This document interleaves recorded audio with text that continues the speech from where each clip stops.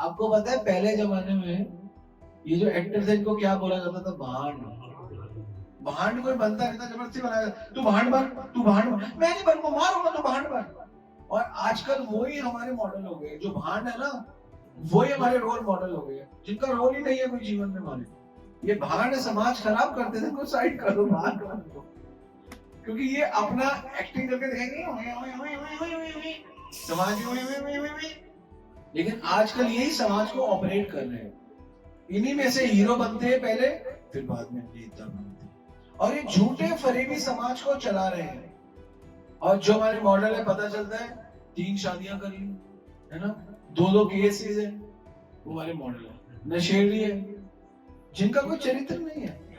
अगर आप इनकी जीवन देखो, आधे से ज्यादा तो मेडिसिन पे चल रहे हैं, मेकअप पे चल रहे हैं, नींदें आती नहीं है, मेकअप, कभी इनको बिना मेकअप के देखो डर जाओगे आप। और वो सब झूठ है, हम बैठ के देखिए, हम झूठ देखने आ गए, हम झूठ देखने आ गए, हम झूठ देखने आ गए, हम सीरियस हो जाते हैं, मार साले को मार। वो एक दूसरे को मार नहीं रहे हैं, वो एक्टिंग कर रहे हैं, तेरे को ज्यादा गुस्सा आ रहा है। और उनको देख के हमारे अंदर से रियलिटी निकाल रहे हैं, इमोशंस। वही जैसा चश्मा पहनेंगे वही हम चश्मा पहनेंगे, वही जैसा कपड़ा पहनेंगे वो कपड़ा पहनेंगे, वो जो खाएंगे वो खाएंगे। इसलिए हमको शास्त्रों से सही रोल मॉडल चुनने पड़ेंगे। प्रहलाद महाराज को चुनो, रियल रोल मॉडल। छोटा सा बच्चा, क्या डिटर्मिनेशन है।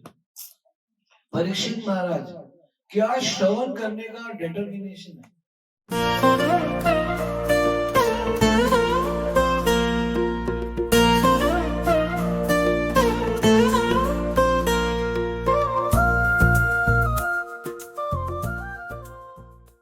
सुंदर सा एक श्लोक लेते हैं। कीर्तन्य तीर्थ यशसम पुण्य श्लोक यशकरम ध्यायते देवं समग्र अंगम यावत न चोवेत मनः। श्री भगवान का यश सदैव गाने योग्य है, क्योंकि उनका यश भक्तों के यश को बढ़ाने वाला है। दोबारा, श्री भगवान का यश सदैव गाने योग्य है, क्योंकि उनका यश भक्तों के यश को बढ़ाने वाला है। अतः मनुष्य को चाहिए कि वे पूर्ण पुरुषोत्तम श्री भगवान तथा उनके भक्तों का ध्यान करें। और मनुष्य को तब तक श्री भगवान के शाश्वत रूप का ध्यान करना चाहिए जब तक वह स्थिर न हो जाए। वाह, है ना? चावत ये ना, यावत न चेत मनः। हरे कृष्णा। तो ये श्लोक बहुत सुंदर है, इसका पॉपर भी बहुत बड़ा है, इस पॉपर को भी पढ़ सकते हैं।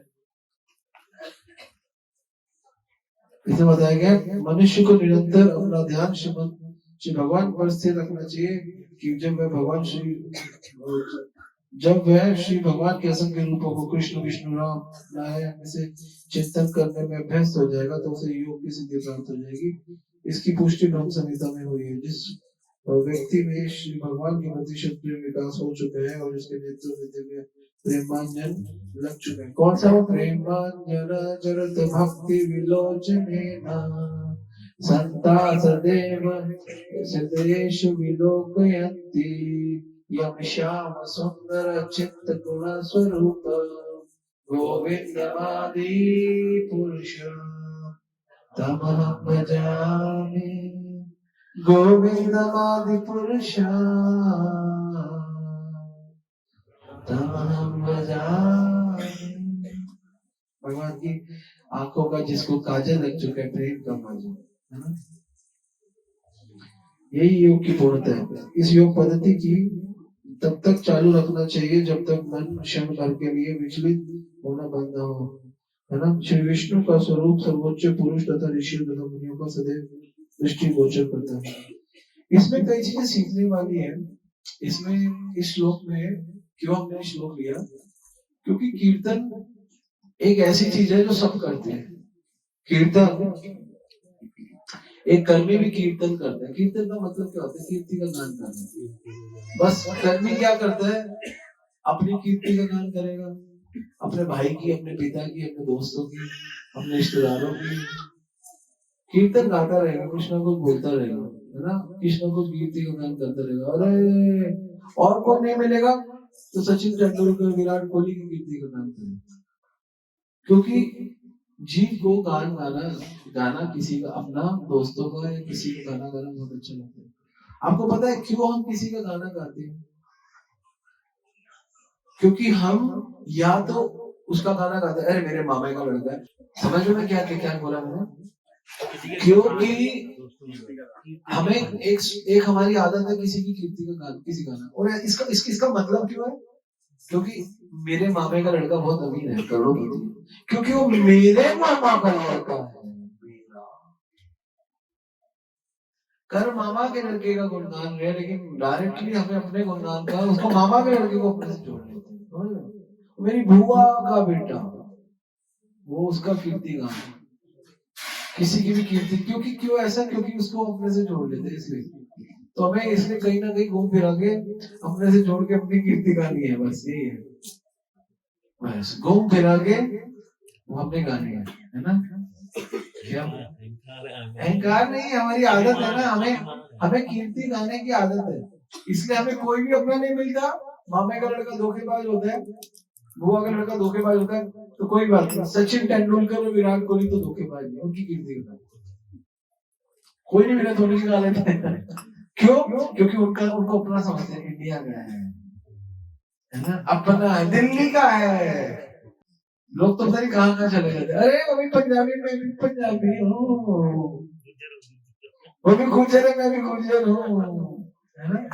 हम मतलब आप देखते हो अपने आप को कहीं ना कहीं कनेक्ट करते हैं, नोट किया? वो बनिया, मैं भी बनिया हूँ, मेरे बाबा का बेटा, मेरा चाचे का लड़का, मेरी बुआ का बेटा, मेरा रिश्तेदार, मेरा फलाना, मेरा वो। चाहे हमको वो पता नहीं कहाँ पे होगा, हमें ध्यान में याद कर रहा है नहीं कर रहा, हाँ उसको याद कर रहे हैं, हम उसकी कीर्ति का गान गाते हैं। ऐसा होता है? जो मेरी बात से सहमत है हाथ खड़ा करे। तो इसका क्या मतलब हुआ? हमको लोग कीर्तन तो करते ही है। कीर्तन का मतलब, कीर्तन की ब्रॉड डेफिनेशन क्या है? कीर्ति का गान गाना। क्या ब्रॉड डेफिनेशन है कीर्तन की? प्रेम उज्ज्वलित करना। कीर्ति का गान, भगवान की कीर्ति का गान गाना तो बहुत कम होता है, लेकिन हम लोगों को कुछ ना कुछ बोलना है ना। किसी को कुछ नहीं बोलता है, एक पता नहीं दो बच्चे आपस में कोई एक दूसरे को सिद्धांत बोलो, तो मुझे आगे बोल, परेश बाबू ये बोलते हैं। मैंने कहा किसने बोला? कहते वो बोल रहा है, नाम नहीं लूंगा। बिल्कुल गलत सिद्धांत, कुछ पता ही नहीं क्या ऐसे मेरा पैर है। परेश बाबू ये बोल रहे हैं, मैं बोलता हूँ कि मैंने तो कभी नहीं बोला, कुछ भी चलेगा, मतलब प्लेन दो, किसी का नाम भी कहीं पे लगा दो, है ना। कोई भक्त कहते हैं ये नहीं करना चाहिए, अच्छा परेश बाबू ने मना किया, मुझे कहते आपने, मैंने किया, मुझे तो पता है। और कोई काम कर लो, कोई भी टेढ़ा है, कृष्ण कहते कर सकते हैं, होता है ना। मेरे नाम का पर्चा फाड़ के आ गया, मेरे को क्या फाड़ रहे हो? परेश बाबू बोले, मैंने उसको पकड़ा। हाँ, अलीगढ़ में क्या हुआ? अलीगढ़ में ना महाराज की व्यास पूजा में क्या हुआ? व्यास पूजा थी, तो कुल्फी थी, कुल्फी। वो कह रहे परेश बाबू कुल्फी मंगा रहे हैं, एक पता नहीं, मैंने तो खाई भी नहीं, मुझे तो पता नहीं, तो उन्होंने दे दी। दूसरा परेश बाबू हाथ में देने लगा था, अरे कितनी खाएंगे परेश बाबू, 9 कुल्फियां हमारे नाम में पड़ी। हाँ, जब लेने गए वो जानते थे दे रही थी, अरे कितनी खाओगे परेश बाबू ने, क्या खाया मुझे तो बताओ, 9 कुल्फियां आपके नाम की चली गई। मैं नाम कह रहा, मुझे तो पता है किसने। आप समझ रहे हो? तो आपको क्या क्या समझ में आया? कीर्तन हमको करना ही है। अब हमने, आप देख रहे हो, हमने गोलगप्पे लिए, खाने खुद है अपनी, फिर भी कीर्ति का गान किसी और का। कुल्फी खानी खुद है, फिर भी कीर्ति का गान आप देख रहे। तो आप अगर देखोगे आपका गाना वाला चलता रहेगा, आप कीर्ति गाते रहोगे। तो प्रॉब्लम ये, आप इस संसार की कीर्ति क्यों इतनी गा रहे हो? नश्वर संसार की नश्वर कीर्ति।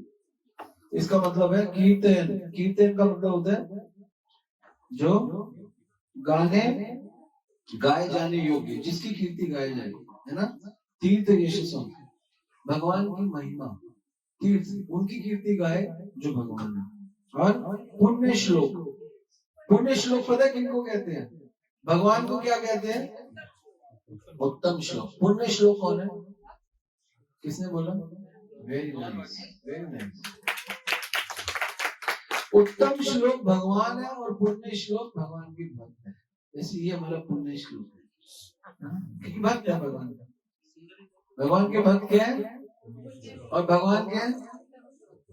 तो बोला पुण्य श्लोक यश करण, भगवान के यश को बढ़ाते हैं। आप देखो इसकी पहली दो लाइनों में क्या बोल रहे हैं कि श्री भगवान का यश सदैव गाने योग्य है। भगवान का यश गाने योग्य है, उनको गाना चाहिए क्योंकि उनका यश भक्तों के यश को बढ़ाने वाला है।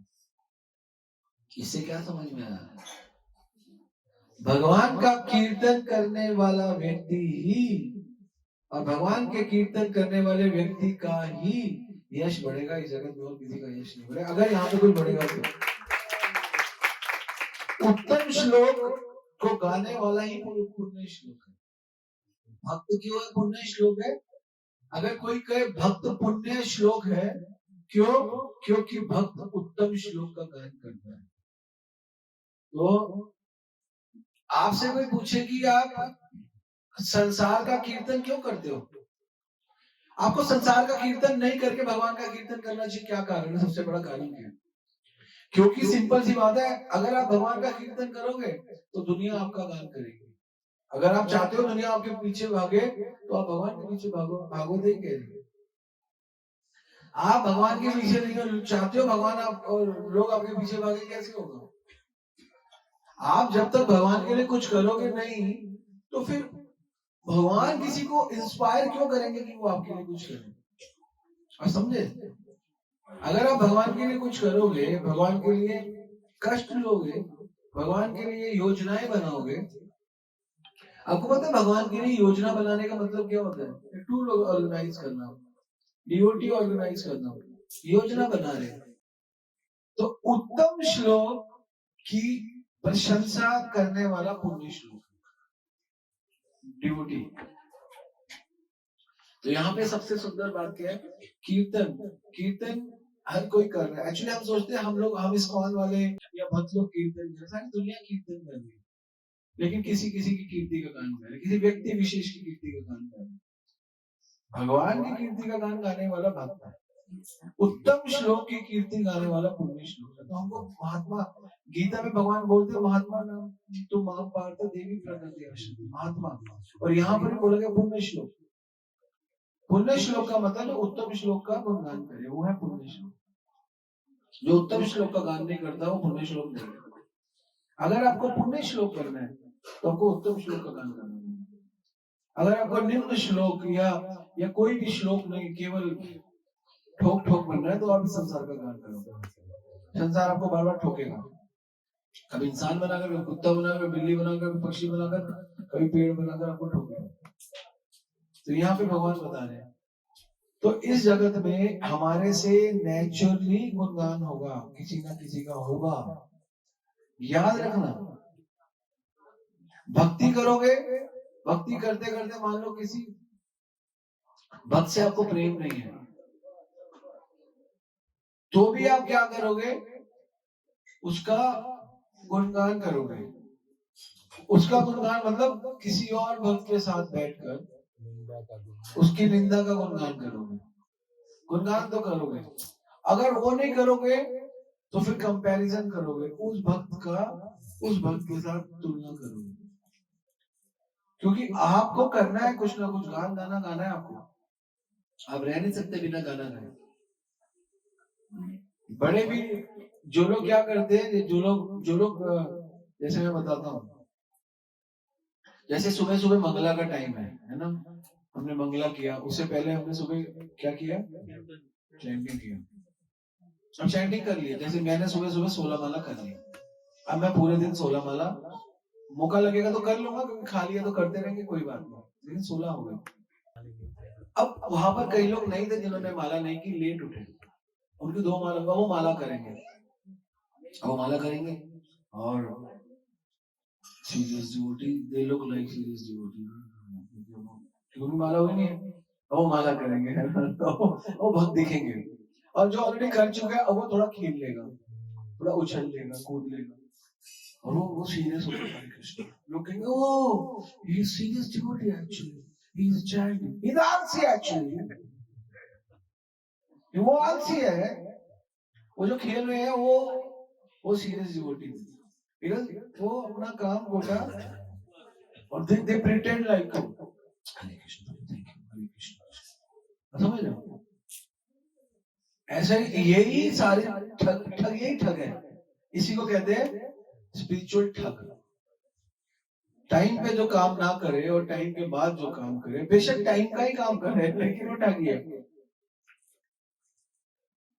सही टाइम पे हमने सही काम नहीं किया, बाद में फिर मैंने देखा ज्यादातर वही लोग अकेले में बैठ के लेक्चर भी कर रहे होते हैं। आपको सुना दिस इज एक्चुअली, ऐसा अनुभव है किसी का?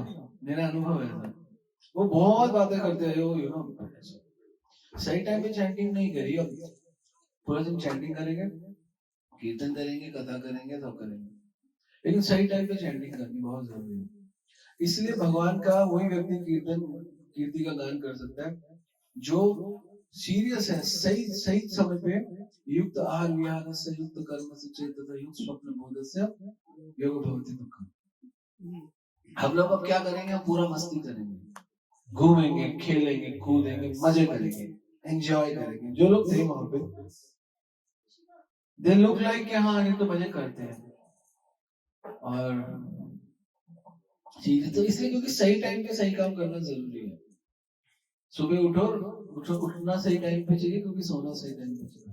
हम फिर भी लेट उठे, लेट सो, 12 बज गए, 11:30 12 बज गए, लेकिन फिर भी 3:45 उठ गए, और फिर माला भी कर ली, स्नान भी कर लिया, सब कर लिया। मेरा कहने का क्या भाव है कि इस जगत में हम कुछ ना कुछ करेंगे, कीर्ति का गान करेंगे करेंगे करेंगे, क्यों ना सही तरीके से सीख के भगवान की कीर्ति का गान किया हमने। तो यहाँ पे पॉइंट आता है, हम कैसे इस चीज को ठीक कर सकते हैं। कैसे ठीक कर सकते हैं? 2 चीजों से ठीक कर सकते हैं। पहला, अपने में दोष देखकर, क्या कर देखो नहीं, मुझे अपने आप के लिए अपने में दोष देखकर ही हम अपने आप को ठीक कर सकते हैं। दूसरे में दोष देखकर हम अपने आप को ठीक नहीं कर सकते। नियम नंबर 1, रूल नंबर 1, इस जगत को समझकर, इस जगत को समझना पड़ेगा हमको। इस जगत के भागवत के माध्यम से, है ना, क्या बोला गया? दुखाले। इस जगत को समझना और अपने दोषों को देखना, ये 2 काम करने वाला व्यक्ति कीर्तन कर सकता है, और कोई कीर्तन कर ही नहीं सकता है। अच्छा कीर्तन कोई नहीं कर सकता। कौन व्यक्ति अच्छा कीर्तन कर सकता है? 2 काम, दूसरों में दोष देखे ना, अपने में देखे, और दूसरा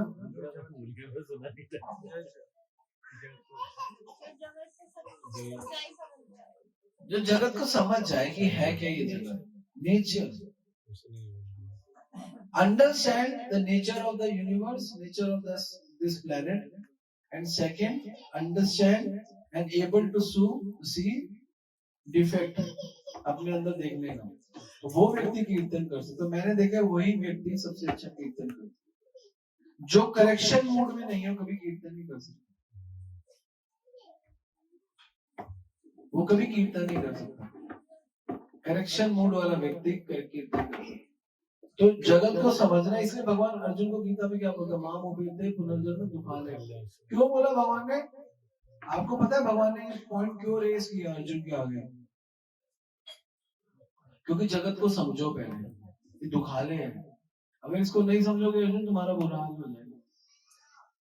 और दूसरा, पहला तो जगत को समझो, और ये समझ लो ये दुखाले है, तो दुख लेने के लिए आयो।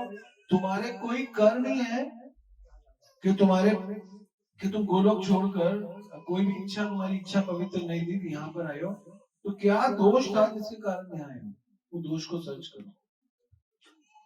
जब दोष दिखने लगेगा अपने में तो फिर उस पर काम करने लगोगे। जब जगत तुम्हें दुखाने दिखने लगेगा तो उसके साथ डील करना आ जाएगा। सब लोगों में सबसे बड़ी प्रॉब्लम ये है, सबको इस जगत में दुख नहीं दिखते और उनको एक एक एज ए ग्रांटेड लिया हुआ है। ये तो देखो, ये तो होना ही है, देखो ये तो कॉमन है, देखो ये तो है ना, हमने खुद ही मान लिया। तो देखो कष्ट तो आएंगे ही आएंगे, जीवन का नाम ही यही है, कष्ट तो है ही है, दुख तो मिलेगा ही मिलेगा, जीना इसी का, ये जीवन है, कभी सुख कभी दुख। और पिक्चर बनती है कभी खुशी कभी गम, और उसको हीरो बना दिया जाता है हमारे अमिताभ जी को, जो को कहते हैं वो हमारे, आपको पता है पहले जमाने में ये जो एक्टर थे इनको क्या बोला जाता था, भांड। इनको कहा, इनको ना जब समाज में नहीं रखा जाता, जो समाज होता है ना, समाज से दूर रखा जाता था, क्योंकि ये भांड है, ये जो कर रहे हैं सब झूठ कर रहे हैं, इनसे दूर हो जाओ। ये हमारा कल्चर था, पहले का कल्चर था कि जितने भी भांड होते थे इनको समाज से दूर किया जाता। भांड कोई बनता है तो जबरदस्ती बनाया, तू भांड बन, तू भांड बन, मैं नहीं बनूंगा, मारूंगा तो भांड बन, एक्टर डंडा मार के बनाए जाते थे। अगर देखने में ठीक है तू भांड बन, अरे नहीं बनूंगा, दुनिया इज्जत नहीं कर रहा, तो भांड बन। जब वो एक्टिंग करके आता था ना, अरे भांड आ गया, उसकी बात को कभी सीरियस नहीं है, क्योंकि वो तो एक्टर है। और आजकल वही हमारे मॉडल हो गए, जो भांड है ना वही हमारे रोल मॉडल हो गए, जिनका रोल ही नहीं है कोई जीवन में हमारे, उनका अपने जीवन में भी रोल नहीं है। और उन भांडों से हम सीखते हैं। आज से 200 साल 150 साल पहले इनको समाज से निग्लेक्टेड थे वो, इनको बाहर करो भाई, समाज खराब करते हैं ये, भांड समाज खराब करते थे, कुछ साइड करो बाहर, क्योंकि ये अपना एक्टिंग करके देखेंगे समाज भी खराब हो जाएगा। तो समाज खराब हो जाता था तो उनको समाज से बाहर कर दिया जाता था। लेकिन आजकल यही समाज को ऑपरेट कर रहे हैं, इन्हीं में से हीरो बनते हैं पहले, फिर बाद में नेता बनते हैं, और उनको हम फॉलो करते हैं, वही नियम बनाते हैं, वही जैसा चश्मा पहनेंगे वही हम चश्मा पहनेंगे, वही जैसा कपड़ा पहनेंगे वो कपड़ा पहनेंगे, वो जो खाएंगे वो खाएंगे। वो बोलते हैं, वो बोलती है, वो एक हीरोइन है गुड़ गुड़ गुड़ गुड़ बाजा, और उसका इंटरव्यू है, oh no no calories actually, I take no sugar, है ना, खुद मना कर रही है, खुद पी के दिखाइए, पियो पियो पियो, उसका इंटरव्यू होता था, नहीं नहीं मत पियो, मैं तो लेती नहीं हूँ, क्योंकि वो हेल्थ कॉन्शियस।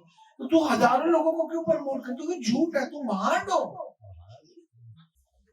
तुम भांड हो, इसलिए तुम जो बोल रहे हो वो कर नहीं रहे हो, तुम झूठे हो, फरेबी हो, और ये झूठे फरेबी समाज को चला रहे हैं, ये झूठे फरेबी समाज को साथ चला रहे हैं, और वो अपना झूठा अपना फरेब हमारे ऊपर इंड्यूस करते हैं, और हमारे मॉडल बन गए। और हमारे मॉडल जो बनने चाहिए प्रभुपाद, भगवान राम कृष्ण, उनकी टीचिंग वो कहीं है ही नहीं। और जो हमारे मॉडल है पता चलता है 3 शादियां करी है ना, 2 केसेस है, वो हमारे मॉडल है, नशेड़ी है वो हमारे मॉडल है, हमारे मॉडल वो है। चरित्र नहीं है, वो जिनके पास चरित्र नहीं है वो हमारे मॉडल है।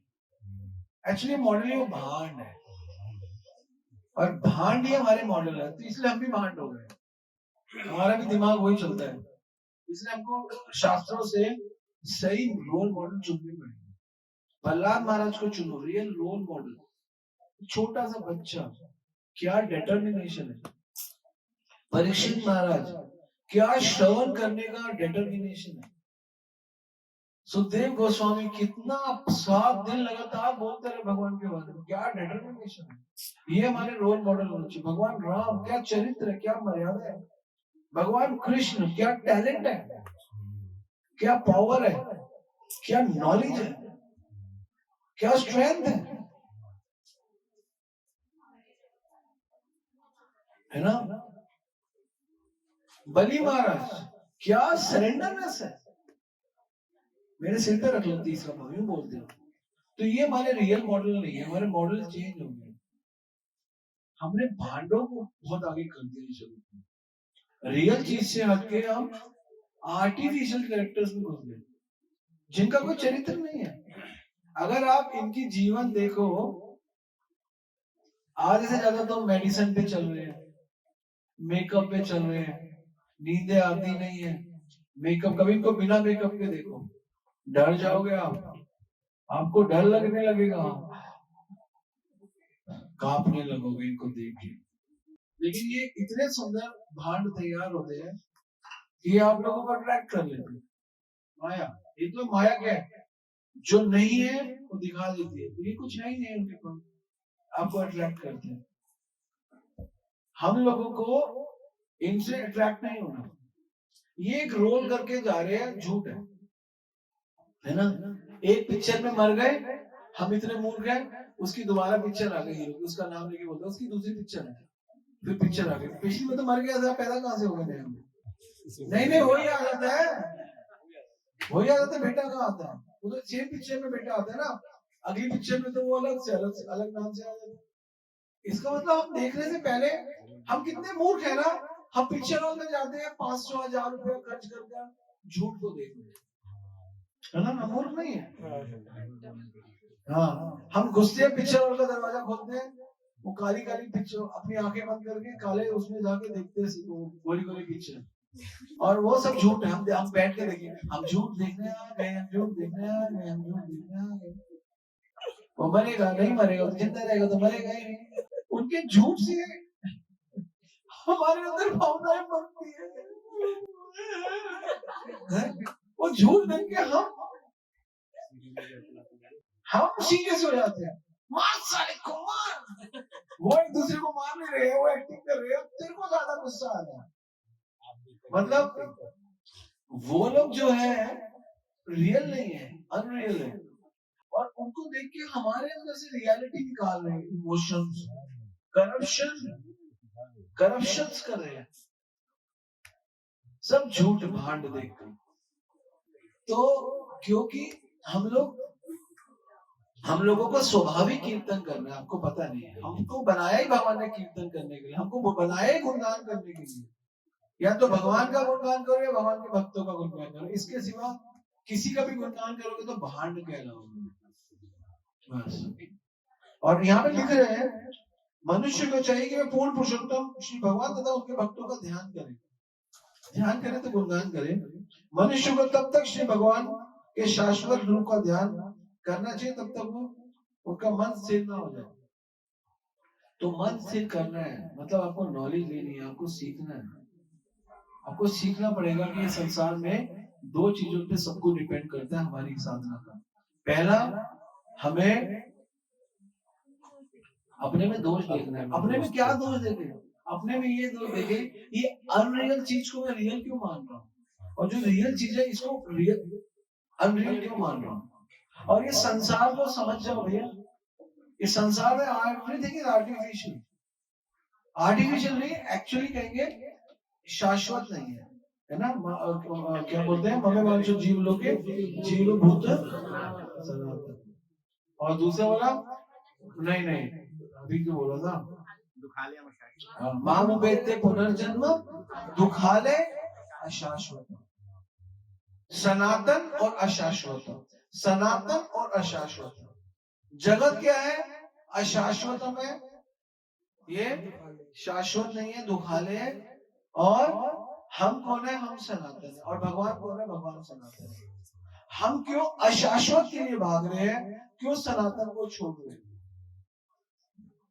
क्यों दुखाले की तरफ भाग रहे हैं? क्यों सुखाले की तरफ क्यों नहीं रुक रहे? ये दो हम अगर हमें कंपेयर करने का इतना ही शौक है, अगर हमें जीवन में दुनिया के गुणों को कंपेयर करना है, इस व्यक्ति को इस व्यक्ति से कंपेयर करना है, इस व्यक्ति को इस व्यक्ति से, तो क्यों ना हम जगत को कंपेयर करें, जगत में घुस जाए, इसमें से ये जगत को समझ ले कि दुखाले हैं।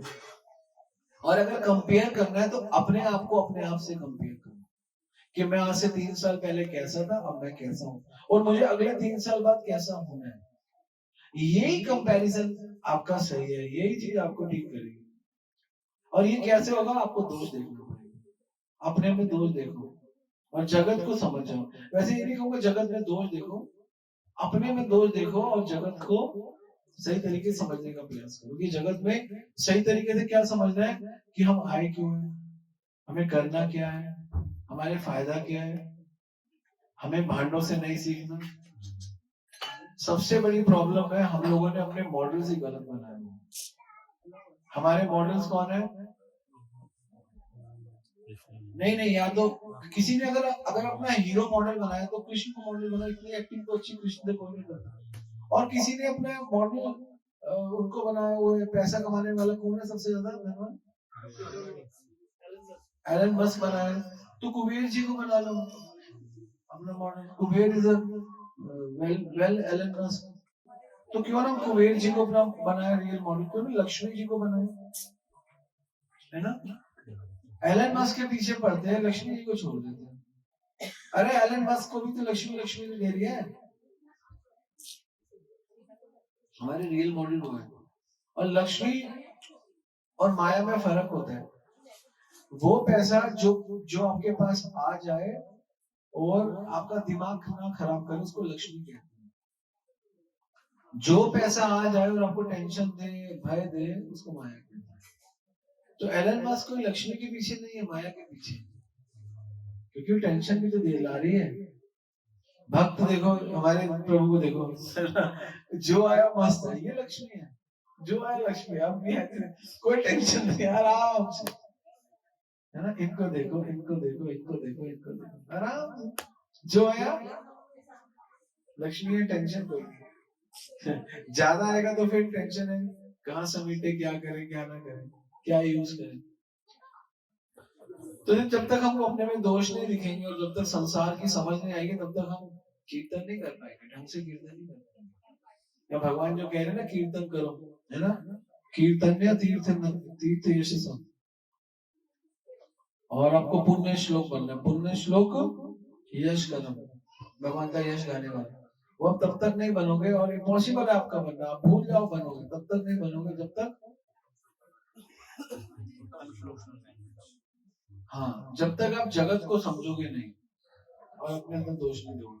आपको पता है, जो व्यक्ति अपने में दोष देखता है ना, किसी में दोष नहीं देखता। मैंने नोट कर लिया, जब हम अपने में दोष देखते हैं ना, तो आपको किसी में दोष नहीं दिखता, अपने में ही देखते हैं।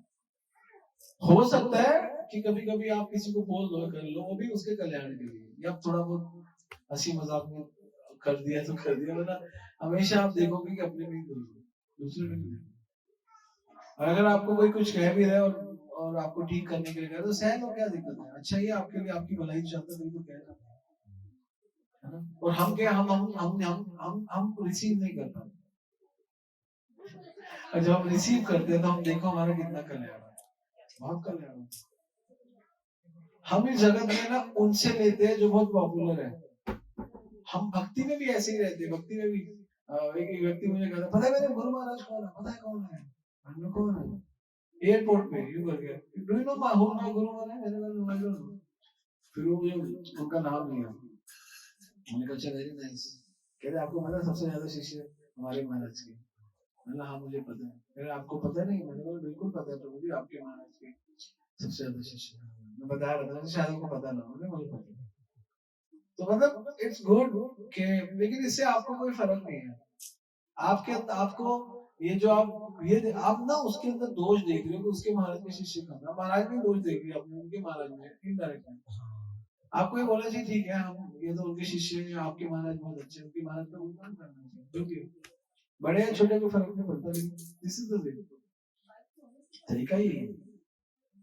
फिर हमारे अंदर दोष रीति नहीं रहती, हमारे अंदर दोष रीति नहीं रहती।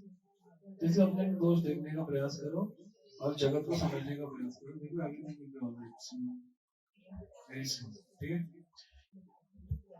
ये बहुत इंपॉर्टेंट है, किससे सीखते हैं हम, जिनसे सीखते हैं तो पता चलता है हम कैसे हैं। बस बोलिए, कोई प्रश्न है? Any question? अपने में दोष देखना तो बहुत मुश्किल है। अपने लिए और जो जैसे और किसी में दोष ना हो के भी उस पर उसको दोषी करते हैं, तो फिर हाँ, अगर आप किसी में दोष देखते हैं, आपका स्वभाव है, क्योंकि आपके अंदर नेचुरली, देखो होता है जब आप किसी को अपने से बड़ा नहीं समझते ना, तो और बराबर का ही समझते हो, तो आपको लगता है मेरे से आगे क्यों है, ये क्यों है?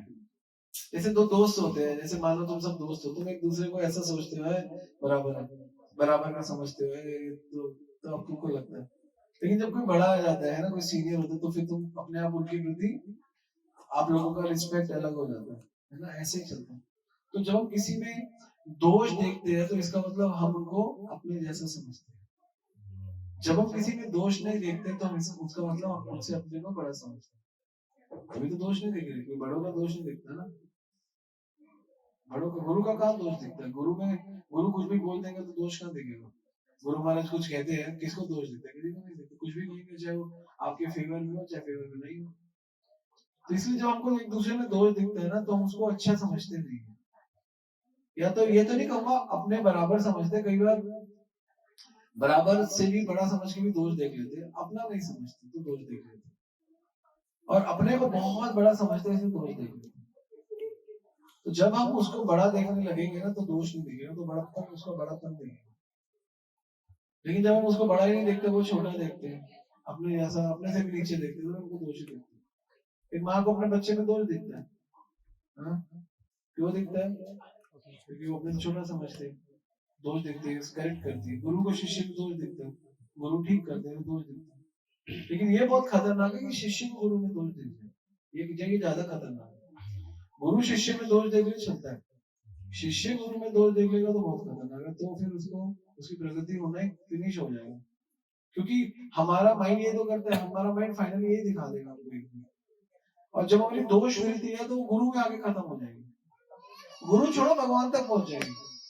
दोष वृत्ति का यही है, तो दोष वृत्ति को ही हटा दो, और दोष वृत्ति को हटाने का कारण है अपने में दोष दे, बस वैसे नहीं देगा। दूसरे में दोष दिखेगा, अरे मैं भी तो ऐसे ही हूँ, फर्क क्या पड़ेगा उसमें क्या? फिर उसमें दोष कम दिखेगा। जब अपने अंदर मैं तो बहुत अच्छा हूँ, मैं तो ऐसा, मैं तो ये हूँ, मैं तो हूँ, मैं तो, फिर उसमें दोष देगा। तो सिंपल सा तरीका, दूसरे में दोष देखने से अपने में दोष देखो, और दूसरे में दोष देखना कम हो जाएगा, बिल्कुल खत्म हो जाएगा। क्यों हो जाएगा? दोष ही नहीं रहेगा। यही तरीका है।